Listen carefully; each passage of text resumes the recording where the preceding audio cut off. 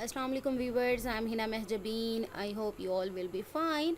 As you know, we are studying the course of mobile application development, in which we have started our Flutter app development and Dart programming language, and today we have to learn the introduction of Dart programming language. Then we will see the key features of Dart, and then concept of variables, what are variables in Dart, then types, data types in Dart, and scope, variable scope, global variables, and local variables. Then in last we will see the variable naming conventions in Dart programming language. First of all, we have to see the introduction of Dart programming language. It is a modern object oriented programming language developed by Google.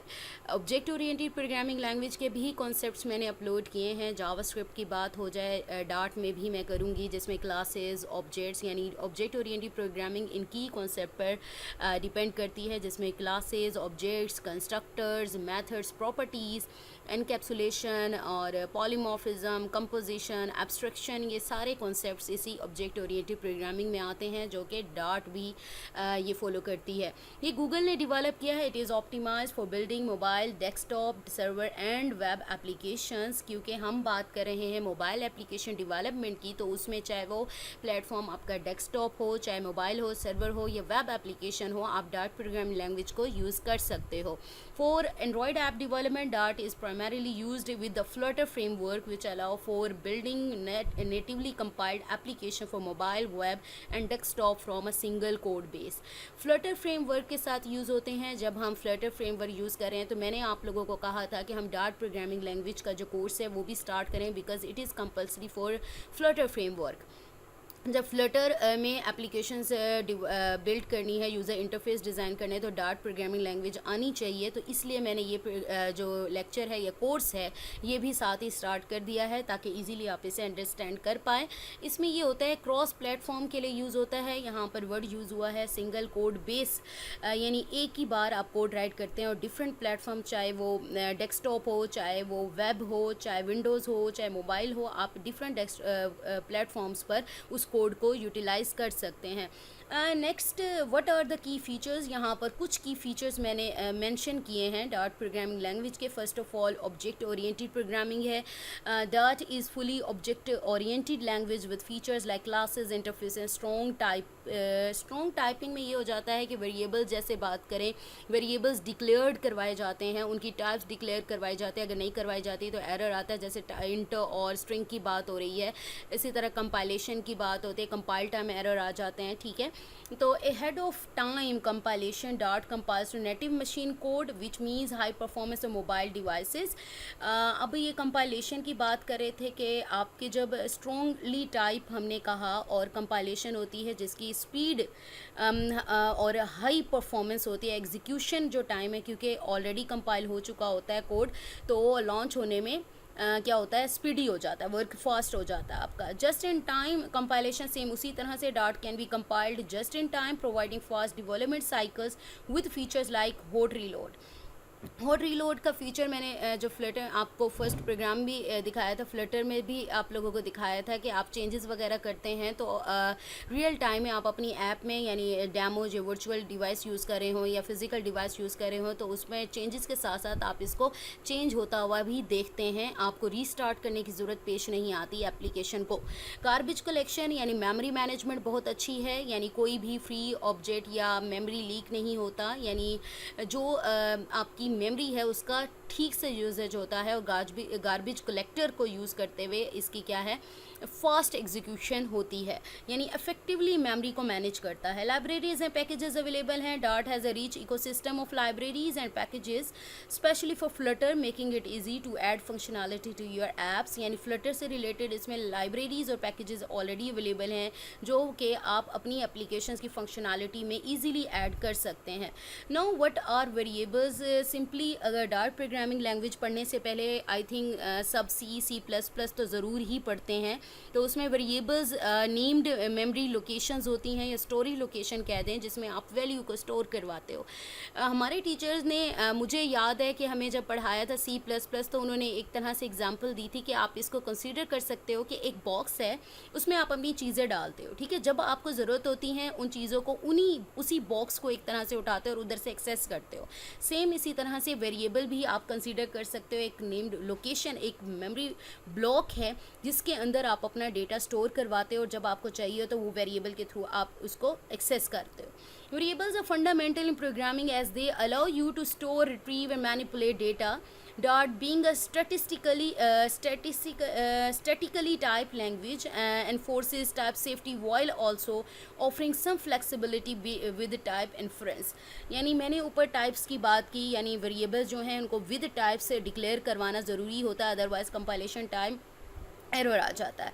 अब यहाँ पर data types की बात हो रही है, कुछ data types मैंने यहाँ पर मेंशन कर दी हैं। फर्स्ट ऑफ ऑल इंट की बात हो रही है, आप लोगों को पता है ये इंटीजर वैल्यूज़ होती हैं जिसमें होल नंबर्स आ जाते हैं, इंटीजर्स 1 2 3 टू ऑनवर्ड। डबल में यानी आपकी डेसिमल वैल्यूज़ जो होती हैं, नंबर्स होते हैं, वो डबल डेटा टाइप में आते हैं। जैसे पॉइंट में आपके पास वैल्यूज़ हैं, स्ट्रिंग नेम हो सकता है, कोई सेंटेंस हो सकता है, तो उसे हम स्ट्रिंग कंसीडर करते हैं। और बुलियन वैल्यू जिसके 2 पॉसिबल आंसर्स होते हैं, यानी ट्रू और फॉल्स, ठीक है। तो ये बुलियन वैल्यूज़ हैं। नम यानी a type that can represent both integer decimal number, यानी नम अगर डेटा टाइप यूज़ करते हैं तो ये कंसीडर क्या करेगी, इंटीजर्स यानी 1 2 3 भी और विद डेसिमल नंबर भी कंसीडर करेगी। Dynamic A type that can represent any type of value, यानी अगर डायनामिक यूज़ करते हैं आप इसमें कोई भी टाइप की वैल्यू ले सकते हैं। देन आप देख लें लिस्ट की बात हो रही है, list N ordered group of object, यानी आप लिस्ट टाइप यानी कोई स्ट्रिंग हो सकती है, चाहे वो नंबर्स की स्ट्रिंग लिस्ट हो, आप इसको यूज़ कर सकते हैं डेटा टाइप को। नेक्स्ट हमारे पास मैप है जिसमें की वैल्यू पेयर होते हैं। Map data type represent a set of values as key value pair such as, जैसे अगर मैं कहूँ एक वॉर कीवर्ड यूज़ करते हुए एक आपने वेरिएबल ले लिया है या फिर एक लिस्ट ले ली है, तो उसको क्या है, आपने ओपन करली ब्रेसेस में फर्स्ट यानी आप की और ये वैल्यू उसकी है, सेकंड की और उसकी वैल्यू, की और उसकी वैल्यू, ये स्ट्रिंग की बजाय ये वैल्यूज़ यानी नंबर्स भी हो सकते हैं, आप इस फॉर्मेट में भी इसे राइट कर सकते हैं। ये मैपिंग हो गई, ठीक है, की को उसकी वैल्यू के साथ मैप करना। Next one is how we can declare variables को किस तरह से डार्ट में डिक्लेयर करवाते हैं। You can declare variables in Dart using the var, final, const और other specific data type using var. जब आप वेरिएबल को वॉर कीवर्ड यूज़ करते हुए डिक्लेयर करवाते हो तो डॉट infers the type based on the assigned value, यानी अगर आपने वेरिएबल से पहले वॉर कीवर्ड यूज़ किया है तो इसका मतलब डेटा टाइप वॉर यूज़ की है, तो इसका मतलब ये हुआ जब आप इसको वैल्यू असाइन करेंगे तो जो भी वैल्यू की टाइप होगी वो जो डॉट है वो खुद ही डिटेक्ट कर लेगा कि ये वो इंटीजर है या डबल है या स्ट्रिंग है। जैसे यहाँ पर एक कोड एग्जाम्पल मैं आप लोगों को दिखा देती हूँ। वॉर यूज़ किया है, नेम, अब मैंने कोई वैल्यू की टाइप नहीं बताई, जस्ट मैंने वॉर कीवर्ड यूज़ किया है, ठीक है। जो भी नेम हो सकता है, यहाँ पर नेम यानी स्ट्रिंग राइट की है तो ये खुद इन्फर कर लेगा कि ये जो नेम है वो स्ट्रिंग टाइप का है। और इसी तरह से यहाँ पर एज ली है और यहाँ पर 30 मैंने राइट किया है। डेटा टाइप कोई इंटीजर, कोई स्ट्रिंग, कुछ भी नहीं दिया, लेकिन डॉट को पता चल जाएगा भाई ये नंबर इसने दिया है तो ऑब्वियसली ये कौन सी टाइप है, ये इंटीजर टाइप है। चाहे पॉइंट वाली होती तो उसे पता चल जाता कि डबल टाइप डेटा टाइप दी हुई है, ठीक है। तो वॉर कीवर्ड को यूज़ करते हुए खुद कर लेते हैं, लेकिन अच्छा यही है कि आप स्पेसिफिक डेटा टाइप्स जो टाइप की डेटा आप यूज़ कर रहे हैं उसकी डेटा टाइप भी साथ ही राइट करें। अब स्पेसिफिक डेटा टाइप्स में क्या आ जाता है, you can explicitly specify the type of variable, this can make the code more readable and type safe, यानी टाइप सेफ हो जाता है, आपने टाइप बता दी है, एरर से बच जाते हैं कि बाद में कोई इंटरप्शन हो या कंपाइलेशन टाइप एरर आ जाए। तो यहाँ पर देखें नेम की जगह पर, वॉर की जगह पर मैंने स्ट्रिंग यूज़ किया है, जबकि ऊपर वॉर यूज़ किया था तो खुद डिटेक्ट कर लेता, लेकिन यहाँ पर मैंने स्पेसिफाई कर दिया है कि स्ट्रिंग टाइप है और इससे तुमने घूमना नहीं है, यानी इसको नहीं छोड़ना। इंट आपके पास आ गया, इंटीजर है, 30 इंटीजर था, वॉर की जगह मैंने इंट यूज़ कर लिया, डबल यानी पॉइंट में है, बूल यानी ट्रू या फॉल्स होगा। तो ये खुद मैंने स्पेसिफाई कर दी हैं डेटा टाइप्स। अगर नहीं करती तो वॉर कीवर्ड यूज़ किया जाता, लेकिन एरर्स के चांसेस होते हैं। डिफ़ॉल्ट वैल्यूज़, अगर मैं वेरिएबल डिक्लेयर करवाने के बाद इसे एक्सप्लिसिटली खुद इनिशियलाइज नहीं करवाती तो बाय डिफ़ॉल्ट जो होती है वैल्यू वो नल होती है, नलेबल होती है। इन डॉट variables that are not initialised explicitly have a default value of null. This applies to both local and global variables. Local variable, global variables, आगे मे बी ये टॉपिक हो आपका। लोकल वेरिएबल्स वो होते हैं किसी फंक्शन या कोड और ब्लॉक कोड के अंदर डिक्लेयर करवाए जाते हैं और वहीं उसी फंक्शन के अंदर या ब्लॉक ऑफ कोड के अंदर से ही एक्सेसिबल होते हैं। जबकि ग्लोबल वेरिएबल की बात करें तो वो कहीं क्या है आपके डिक्लेयर करवाए जाते हैं एनीवेयर आउटसाइड एनी फंक्शन, और कहीं से भी आप उसी सेम फाइल के अंदर वहाँ से एक्सेस कर सकते हैं रिगार्डलेस ऑफ देयर टाइप। अब यहाँ पर आपको मैं दिखा देती हूँ 2 एग्जांपल्स। एक एग्जांपल दिखा देती हूँ। वॉइड मेन आपके पास है, इंट इंटीजर टाइप है, यहाँ पर क्वेश्चन मार्क लगा हुआ है। क्वेश्चन मार्क लगाने का ये है कि मैं इसे बता रही हूँ कि ये जो नंबर है जिसकी टाइप इंट है वो नलेबल है, यानी इसको इनिशियलाइज नहीं करवाया गया, तो इसकी जो वैल्यू होगी वो क्या होगी, नल होगी। आप यहाँ देखें, आपको पता है मेन मेथड जो होता है उसके बाद एग्जीक्यूशन स्टार्ट होती है। इंट डेटा टाइप है, क्वेश्चन मार्क लगाया है, यानी मैंने बताया कि नलेबल है, यानी इसकी वैल्यू जो होगी नल होगी। नंबर अगर मैं इनिशियलाइज करवाऊंगी तो तब उसकी वैल्यू आएगी, अगर इनिशियलाइज नहीं करवाती तो यहाँ क्वेश्चन मार्क ये शो कर रहा है कि ये null value. The variable number has a default value null. यहाँ प्रिंट को यूज़ करते हुए मैंने नंबर को कॉल किया है। अच्छा, ये मैं कुछ एग्जांपल्स छोटी छोटी हैं वो आप लोगों को परफॉर्म करके भी दिखाती रहूँगी, साथ साथ कंट्रोल सी कर रही हूँ। प्रीवियस लेक्चर में मैंने आप लोगों को वीएस कोड पर इसको यूज़ करना, यानी डार्ट जो प्रोग्राम है सिंपल, अभी फ्लटर हम यूज़ नहीं करें तो उसको किस तरह से क्रिएट करते हैं, फ्लटर प्रोग्राम किस तरह से या प्रोजेक्ट किस तरह से क्रिएट किया जाता है और उसे एग्जीक्यूट किया जाता है। यहाँ पर मेरे पास फाइल ओपन है, प्रीवियस लेक्चर में आप लोग जाकर देख सकते हैं कि किस तरह से क्रिएट किया जाता है। यहाँ पर मेरी फाइल ओपन है, जस्ट मैं कंट्रोल ए कंट्रोल वी कर रही हूँ और कंट्रोल एस कर रही हूँ इसे। ठीक है, मैंने अपना कोड राइट कर दिया है। यहाँ से रन में जाना है, टर्मिनल में जाना है, न्यू टर्मिनल में। यहाँ पर देखें, आपने cd की कमांड देनी है। आपकी जो हेलो डॉट डार्ट की जो फाइल है वो जिस फोल्डर में पड़ी है, यानी सपोज करें मेरे पास जो फोल्डर है वो डायरेक्टली है एफ ड्राइव में, डार्ट प्रोग्राम्स में ये हेलो डॉट की फ़ाइल पड़ी है। तो जस्ट मैं इसके पाथ को यहाँ क्लिक करने के बाद कंट्रोल सी करती हूँ, कॉपी हो जाता है।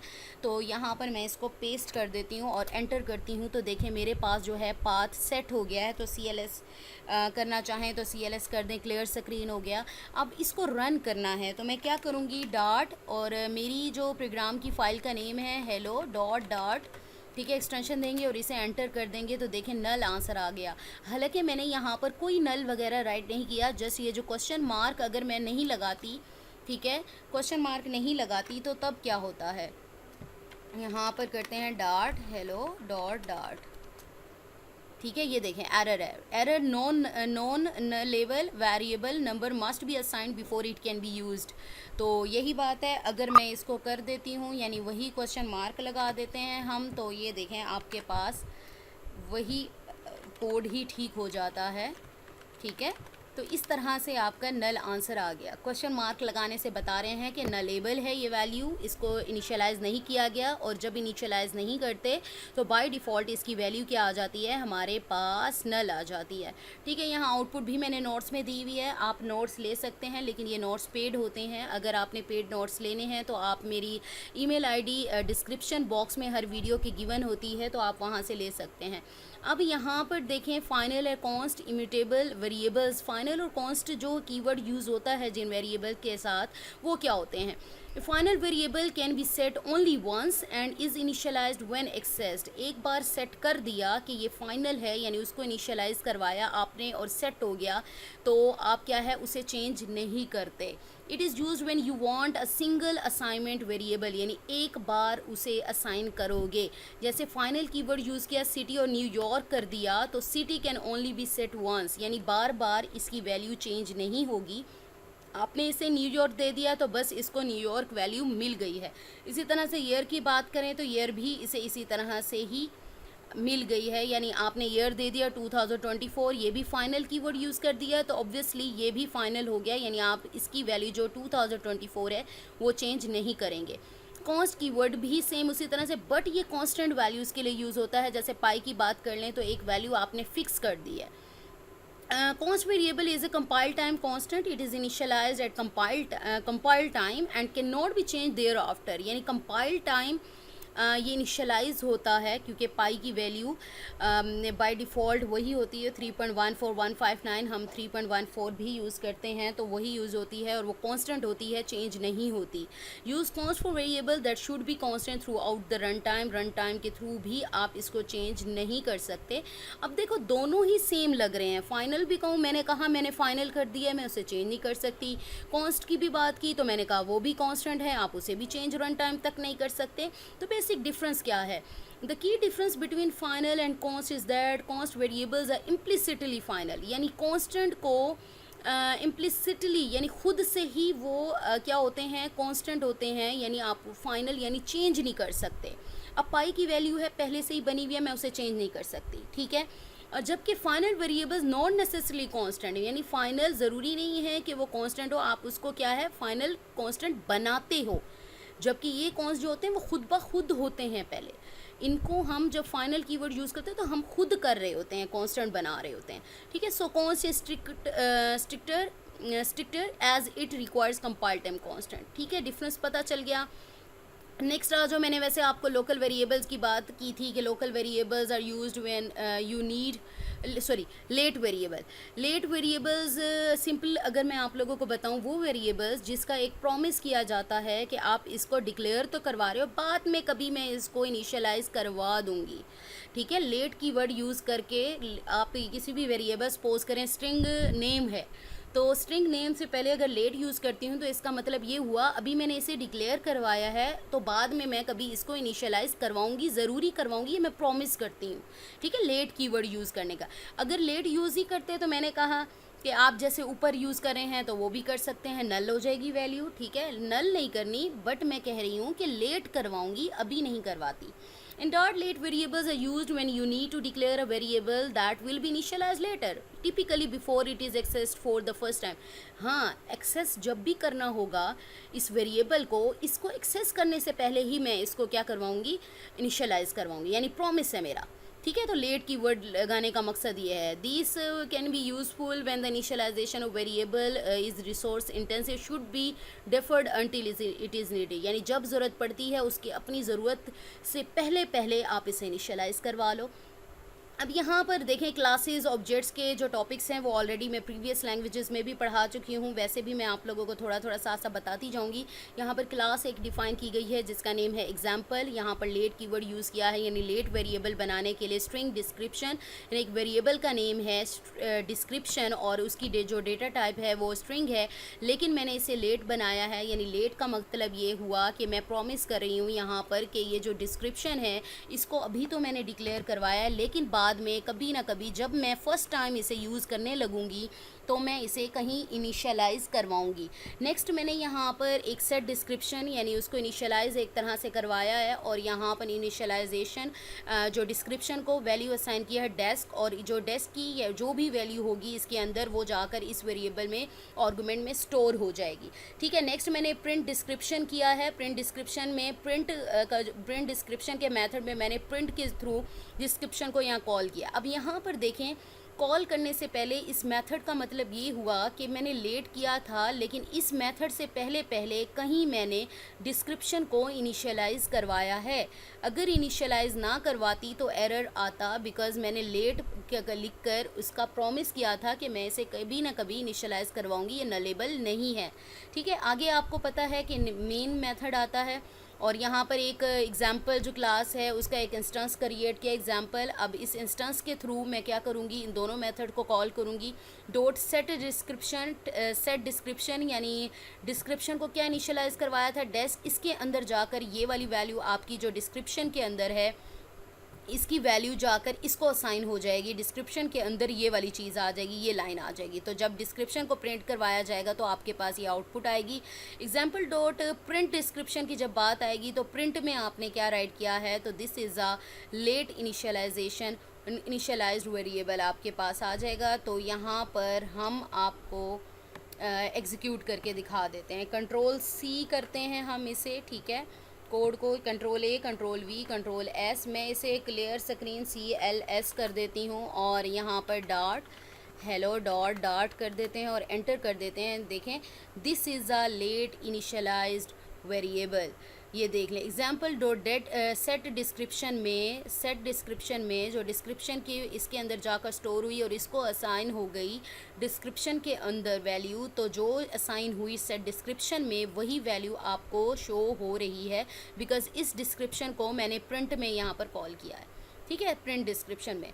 तो ये हमारे पास आ गया। ये एग्जीक्यूशन भी मैंने आप लोगों को दिखा दी है कि किस तरह से यूज़ कर सकते हैं। और सेम इसी तरह से डिफरेंट डेटा टाइप्स की जो एग्जांपल है यूजेज वार कीवर्ड को यूज़ करते हुए, अब देखें मैंने नेम का नहीं किया, जस्ट प्रिंट ऑफ नेम कर रही हूँ, तो ये प्रिंट करके नेम दे देगा आपको। एज है तो यहाँ पर इंट को यूज़ करते हुए दिखाया हुआ है। ये जो ऊपर सारे मेथड मैंने आप लोगों को बताए हैं और उन्हीं को यूज़ करते हुए ये सारा मैंने कोड यहाँ पर राइट किया है। आई थिंक मेरे ऊपर एग्जांपल्स आप लोगों को समझा दिए हैं, जस्ट ये आप लोगों को दिखाने के लिए है, ठीक है। आप इसको खुद एग्जीक्यूट करके देख सकते हैं, डिफरेंट एग्जांपल्स करके देखिएगा। वही बात मैंने कहा था आपको, ग्लोबल वेरिएबल्स जो हैं और लोकल वेरिएबल्स हैं उसके बारे में आपको बताऊंगी। वेरिएबल स्कोप यानी वो एरिया, वो region of code, that region of code, और where that variable is declared और कैन बी एक्सेस, यानी जो वो कवर कर रहा है वेरिएबल और जहाँ से उसको एक्सेस कर सकोगे आप, ठीक है। तो यहाँ पर ग्लोबल स्कोप की बात हो रही है। तो मैंने आपसे कहा था वो variables that are declared outside of any function class are global variables and can be access from anywhere within the same file. तो यहाँ पर देखें, ग्लोबल वेरिएबल डिक्लेयर करवाया गया, इनिशियलाइज करवाया 0 से, और उसको क्या है यहाँ पर इंक्रीमेंट करवाया गया है। तो अगर देखा जाए तो सेम एक ही में करवाया गया, आपकी मर्ज़ी है, आप आउटसाइड भी इसे कॉल कर सकते हैं। लेकिन जब बात करते हैं लोकल वेरिएबल्स की या वेरिएबल्स की लोकल स्कोप की, तो जिस क्लास या फंक्शन के अंदर या ब्लॉक ऑफ कोड के अंदर ये वेरिएबल्स डिक्लेयर करवाए जाते हैं, तो ये उसी फंक्शन या ब्लॉक के अंदर से ही एक्सेसिबल होते हैं, can be accessed with in that function और ब्लॉक। अब यहाँ पर एग्जांपल देखने वाली है, यहाँ पर आपको एरर आएगा। वॉइड प्रिंट मैसेज एक मेथड बनाया है, स्ट्रिंग मैसेज, यानी उसे इनिशियलाइज करवाया हेलो डॉट से। अब प्रिंट करवा रही हूँ मैसेज को, ठीक है, ये इसी मेथड के अंदर ही हो रहा है, यानी यहीं पर डिक्लेयर करवाया, इनिशियलाइज करवा रही हूँ, यहीं पर ही यूज़ कर रही हूँ, मैसेज एक्सेसिबल होगा। लेकिन अगर मैं बाहर चली जाती हूँ, यानी इस ब्रैकेट से बाहर अगेन मैं इसको प्रिंट करवाती हूँ, तो यहाँ पर आपको आएगा एरर। एरर क्यों आएगा? क्योंकि मैंने इस मेथड से बाहर, जिसके अंदर मैंने इसे डिक्लेयर इनिशियलाइज करा, डिक्लेयर करवाया, उसके बाहर मैं इसे यूज़ करने की कोशिश कर रही हूँ। और हमारी लोकल वेरिएबल्स में क्या कंडीशन होती है, वो उसी में फंक्शन या ब्लॉक ऑफ कोड में ही एक्सेसिबल होते हैं, जिसमें वो डिक्लेयर करवाए जाते हैं। Last one, the naming, variable naming conventions, यानी कुछ रूल्स होते हैं हर लैंग्वेज में वेरिएबल्स को डिक्लेयर करवाने के लिए।